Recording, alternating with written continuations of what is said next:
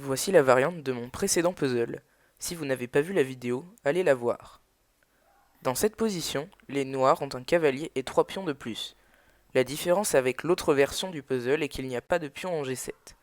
Le seul coup des blancs pour gagner est le sacrifice brillant dame prend H7 échec. Après roi prend H7, tour prend H4 échec, les noirs ont 3 solutions. On a déjà vu que roi G6 perdait, mais ici encore plus, car après cavalier prend E5 échec, roi F6, les blancs peuvent jouer tour 1 H6 pour forcer le roi à rester dans le coin, suivi par un échec à la découverte et un mat.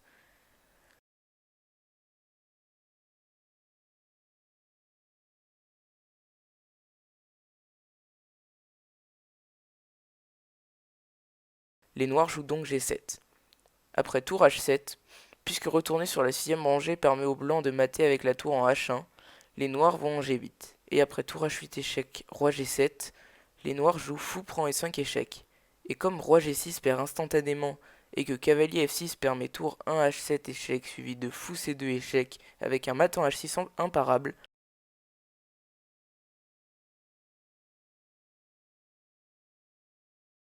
les noirs jouent pion F6. Mais après tour 1 H7 échec, roi G6, pion F5 échec, roi G5 perd après tour H5 échec et mat. Les noirs doivent sacrifier leur dame avec dame prend F5 échec.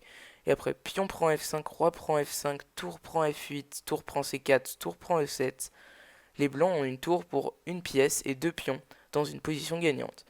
Par exemple, si les deux camps jouent les meilleurs coups, les noirs récupèrent du matériel en 6 coups.